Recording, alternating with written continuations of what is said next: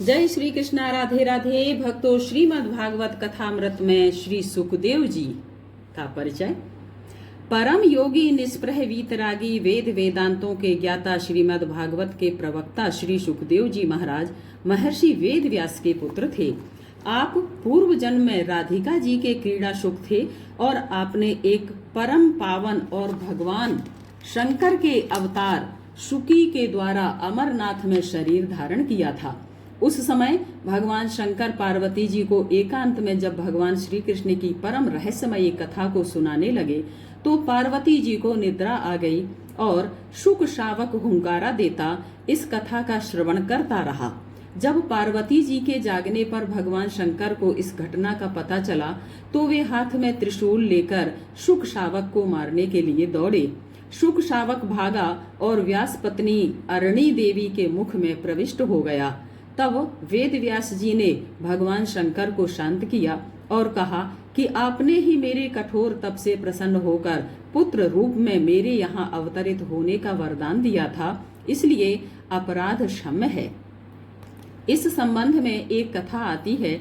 भगवान शंकर की आराधना करने पर जब वेद व्यास जी से उन्होंने वर मांगने को कहा तो वेद व्यास जी ने इच्छा प्रकट की कि आप समाधि अवस्था में जो आनंद भोगते हैं वही आनंद जगत को देने के लिए आप मेरे घर में पुत्र रूप में पधारें।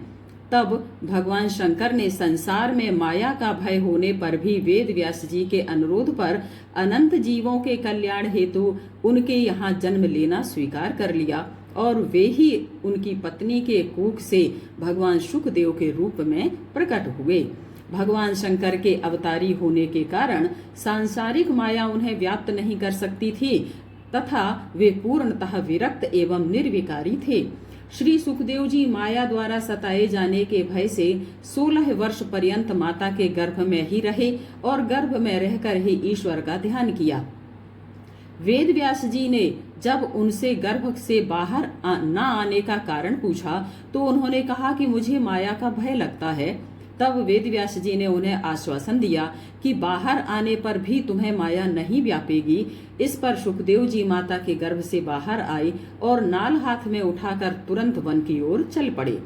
श्री वेद व्यास जी जब पुत्र मोह में विवश हो उनके पीछे चले और उन्होंने कातर भाव से सुखदेव जी से लौटने के लिए पुकारा तो वृक्षों से उन्हें सुनाई पड़ा, पितः सर्वात्म भाव प्राप्त उनके सुख क्या लौटाए जा सकते हैं। इस संसार में ना कोई किसी का पिता है ना पुत्र है, वास्तविक पिता तो सबके नारायण हैं, अतः आप उन्हीं के पीछे पड़ो और उन्हीं का ध्यान लगाओ। ऐसा कहकर श्री सुखदेव जी नर्मदा के तट पर तपस्या करने चले गए। इसी समय एक विचित्र घटना घटी। व्यास जी जब संन्यास के लिए जाते हुए सुखदेव जी का पीछा कर रहे थे तो उस समय सरोवर के जल में स्नान करने वाली अप्सराओं ने सुखदेव जी को देखकर तो वस्त्र धारण नहीं किए परंतु व्यास जी को देखकर लज्जावश वस्त्रों से अपना शरीर ढक लिया। जब व्यास जी ने आश्चर्यचकित होकर उन अप्सराओं से इसका कारण पूछा तो उन्होंने बताया कि अभी आपकी दृष्टि में स्त्री पुरुष का भेद है परंतु सुखदेव जी इस भेद से मुक्त हैं, इसलिए उनके समीप से निकलने पर हमने वस्त्र धारण नहीं किए। श्री वेद व्यास जी ने जब श्रीमद् भागवत की रचना कर ली तो उन्हें चिंता हुई कि ग्रंथ तो मैंने बना लिया किंतु उसका प्रचार कौन करेगा। उन्होंने सोचा कि श्री सुखदेव जी जैसा माया से विरक्त कोई निर्विकारी ही इस ग्रंथ का प्रचार कर सकता है, किंतु उनको वन से बुलाएं तो कैसे बुलाएं। श्री सुखदेव जी निर्गुण ब्रह्म के चिंतन में लीन थे। उससे उनके चित्त को हटाने तथा सगुण की ओर आकर्षित करने का एक उपाय सोचा कि उन्हें श्री कृष्ण लीला के कुछ श्लोक सुनाए जाएं। ऐसा सोचकर उन्होंने प्रातः के समय जब श्री सुखदेव जी स्नान संध्या करके समाधि में बैठने की तैयारी कर रहे थे अपने कुछ शिष्यों को सुखदेव जी की कुटिया के पास भेजा और शिष्यों ने बड़े ही भाव मधुर शब्दों में श्रीमद् भागवत के श्री कृष्ण से संबंधित पदों का गान करना प्रारंभ कर दिया। जब सुखदेव जी ने इन श्लोकों को सुना तो वे भगवान श्री कृष्ण की उन लीलाओं को सुनने के लिए आतुर हो गए। वे तत्काल गुफा से बाहर आए और देखने लगे कि इन मनोहर श्लोकों का गान करने वाला कौन है। तभी उन्हें श्री वेद व्यास जी के शिष्यों के दर्शन हुए। उन्हें जब मालूम हुआ कि ये श्लोक उनके पिता वेद व्यास जी के द्वारा रचे हुए हैं और उनके पास ऐसे 18,000 श्लोक हैं, तो वे व्यास जी के आश्रम की ओर दौड़े और उन्हें उन श्लोकों को सिखाने का निवेदन किया। तब वेद व्यास जी ने उन्हें संपूर्ण श्रीमद् भागवत का ज्ञान कराया। इसके साथ ही उनकी सबसे बड़ी चिंता दूर हो गई। उन्होंने सुखदेव जी को राजा जनक से ब्रह्म विद्या का ज्ञान प्राप्त करने के लिए भी उद्बोधन दिया।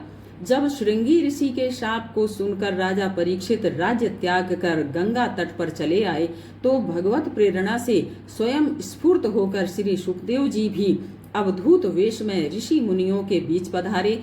राजा परीक्षित ने उनसे प्रश्न किया कि मरणासन्न व्यक्ति का धर्म तथा मानव मात्र के कल्याण का उपाय क्या है। तो उन्होंने राजा परीक्षित को श्रीमद् भागवत का ज्ञान दिया। श्री सुखदेव जी एवं राजा परीक्षित का यह परस्पर संवाद ही लोक में श्रीमद् भागवत के नाम से सप्ताह पारायण के रूप में प्रचलित हुआ। जय श्री कृष्णा। राधे राधे। अगली जो कथा होगी राजा परीक्षित की, इसके लिए आप चैनल को लाइक एंड सब्सक्राइब करें ताकि जो भी कथा आती है आप तक सबसे पहले पहुंच सके। जय श्री कृष्ण। राधे राधे।